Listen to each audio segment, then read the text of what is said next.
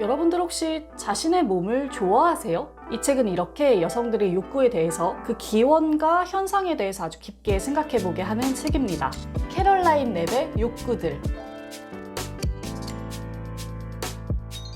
안녕하세요, 공복이 여러분, 공백입니다. 모두 잘 지내고 계시죠? 오늘은요, 제가 최근에 읽었던 책 중에 좀 생각을 많이 하게 했던, 내적인 갈등을 많이 하게 했던, 또 스스로의 돌파점에 대해서 좀 많이 생각하게 했던 책을 여러분들께 소개해 드리려고 합니다. 아마 많은 분들이 알고 계신 책일 텐데요.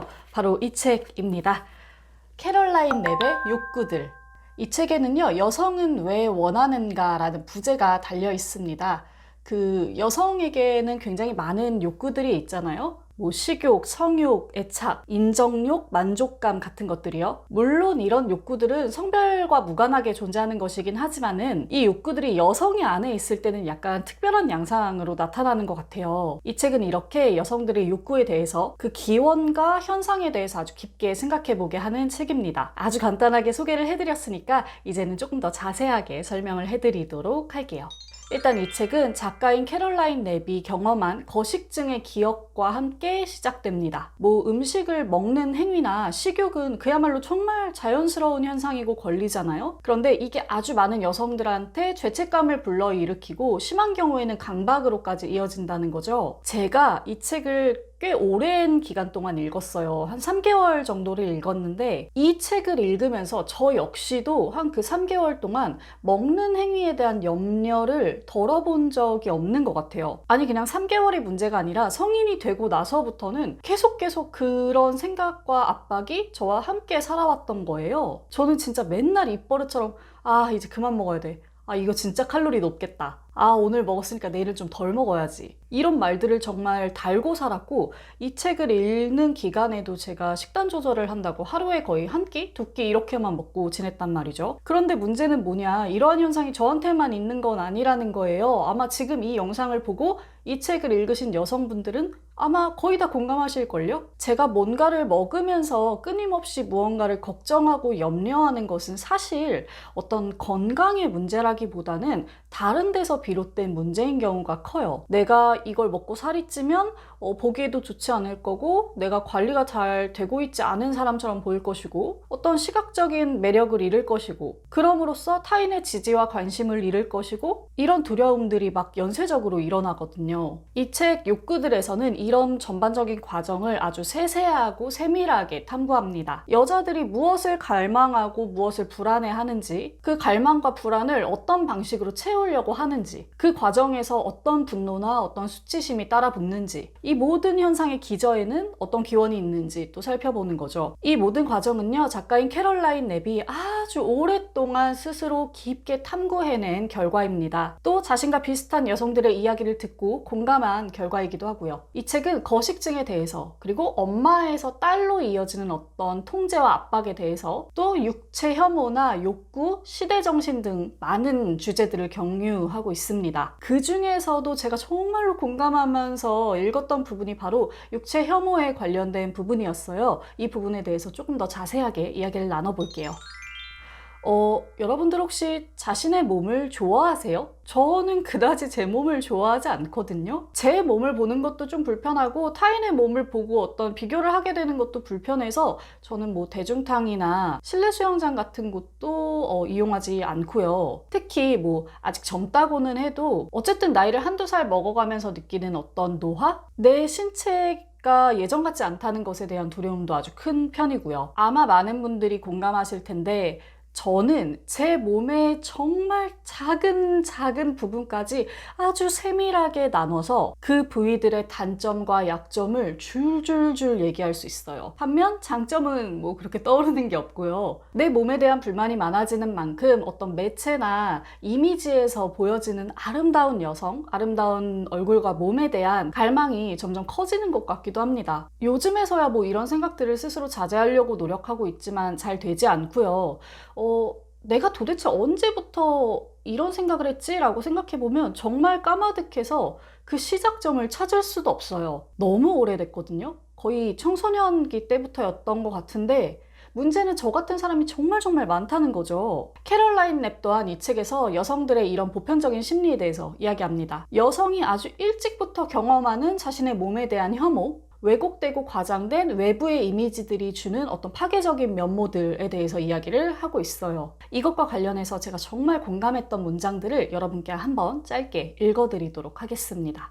이것은 일찌감치 실시된 시선 훈련으로 시선을 아니라 밖으로 유도하는 방식, 몸을 자아 밖에 존재하는 것으로 여자 자신인 것이 아니라 여자가 갖고 있는 무엇으로 경험하는 법을 배우는 한 방식이었다. 이건 고쳐야 하고 저건 숨겨야 해. 하나씩 우리는 자신을 해체하는 법을 배웠다. 나는 곧바로 투덜거리고 트집을 잡으며 이런 이미지들을 도달할 수 없는 이상과 왜곡된 시각이라고 표시된 거대한 문화 재활용품통에 던져놓을 수도 있었다. 그런데도 나는 반응했다. 이성적 사고가 주도권을 잡기 전 그 짧은 찰나에 어디선가 난데없이 문 하나가 쾅 닫히는 느낌이 스치고 지나갔고 즉각적으로 어떤 분리의 고통을 저 여자는 나로서는 절대 가질 수 없는 종류의 섹시함을 지녔어 라고 느꼈다. 여기서 내 마음이 불편한 부분은 그 반응이 무릎 반사처럼 익숙했다는 점, 극도로 면밀한 주의를 기울이지 않았다면 눈치채지도 못했을 만큼 내가 그 현상에 익숙해 있다는 점이다. 약간 공감이 되시나요? 이러한 생각들은요, 내가 타인과 만나서 작용하는 방식에도 영향을 줍니다. 아까 말했었던 것처럼 내 몸이 나 자신이 아닌 내가 가지고 있는 어떤 것, 내가 가치를 잘 부여하고 잘 가꿔서 장악해야 하는 어떤 것이 되는 거죠. 그럼으로써 누군가에게 찬탄의 대상이나 욕망의 대상이 되어야만 하는 거고요. 만약에 그렇지 못하면 어떤 수치심이나 열패감을 느끼게 되는 거고요. 이런 압박들은 한데 모여서 왜곡된 섹슈얼리티를 조장할 수 있습니다. 이와 관련된 문장도 하나 읽어드릴게요. 섹슈얼리티를 욕망의 대상이 될 능력과 결부시키도록 우리 몸의 가치를 타인들에게서 찬탄을 이끌어내는 능력으로 측정하도록 배웠다. 한마디로 우리가 배운 것은 해리의 방법이었다. 섹슈얼리티는 자기 내부에 자신의 육체와 육체의 감각들 안에 위치한 것이 아니라 다른 누군가의 내부에 있는 것이며 열쇠를 돌려 점화해야 하는 것이다. 섹시하기 위해서는 섹시하다고 여겨져야 하고 원해도 된다는 허락을 얻기 위해서는 먼저 남이 원하는 대상이 되어야 하는 것이다. 섹슈얼리티는 스스로 성적인 느낌을 갖는 문제라기보다는 남들에게 성적으로 인지되는 문제였다. 즉, 자기 내면에 있는 욕망과 감각에 집중하게 되는 것이 아니라 누군가에게 비춰지는 누군가에게 만족감을 줄 수 있는 존재로서의 나를 먼저 인식하게 된다는 거죠. 저는 정말 이 부분 읽으면서 많이 공감했고요. 이게 실제로 정말 오랫동안 제 삶에서 가지고 있었던 문제였다는 점도 새삼스럽게 다시 인식을 좀 하게 됐습니다. 자, 여기까지 제가 책의 내용을 읽으면서 공감했던 부분을 좀 소개해 드렸는데요. 이 책을 진짜 제가 뼈저리게 읽었는데 문제는 뭐냐? 머리로도 알고 공감도 했는데 나 스스로의 행동이 그렇게 바뀌지는 않는다는 점이에요. 이 책을 읽는다고 해서 갑자기 내 몸과 내 감각에 대한 사랑과 존중이 피어나는 건 아니거든요. 흔히 말하는 바디 포지티브 같은 것들이 갑자기 피어나는 것도 아니고요. 너무너무 오래전부터 깊게 박혀있던 문제이기 때문에 그렇게 쉽게 바뀔 수 있는 문제가 아니라는 거죠. 작가는요, 이러한 상황에 대해서 이런 문장으로 이야기합니다. 지적인 신념은 있지만 그에 상응하는 정서적인 뿌리가 없다는 것. 페미니즘의 힘을 머리로는 이해하지만 어떤 식으로든 몸으로는 알지 못한다는 것. 이 문장이 정말 정확해요. 그래서 저도 이 책을 읽으면서 정말 큰 괴리감을 느꼈습니다. 정말 아이러니하게도 제가 이 책을 가장 열심히 읽었던 9월 초 그 기간 동안 제 스스로가 가장 식단 관리를 엄격하게 했거든요. 그리고 스스로의 몸에 대한 불만이나 단점도 가장 많이 보인 달이었고요. 즉, 내가 읽은 것과 아는 것이 정말 내 삶에서 제대로 작동하고 있는가는 다른 문제라는 거예요. 그래서 스스로가 이렇게 오래된 왜곡된 시선과 집착을 바로잡는다는 것이 가능한가? 이 잘못된 욕구에서 벗어나서 스스로의 감각과 몸에 집중하는 것이 가능한가? 이런 생각들을 정말 많이 하게 됐습니다. 솔직히 아직도 자신이 없고요. 다만 문득 멈추게 되기는 해요. 내가 지금 느끼는 감정이 뭐지? 내가 하고 있는 행동이 뭐지? 나 또 이런 말과 행동을 하고 있네? 내가 지금 느끼는 두려움이 정말로 어디에서 오는 거지? 이런 식으로 문득 정신을 좀 차리게 되는 것 같습니다. 이 책을 읽은 덕분에요. 이런 짧은 순간들이 후에 제 삶을 어떻게 바꾸게 될런지는 아직 모르겠어요. 하지만 지금은 그냥 그 정도로만 어떤 의미를 부여해도 좋지 않을까 하는 생각이 듭니다.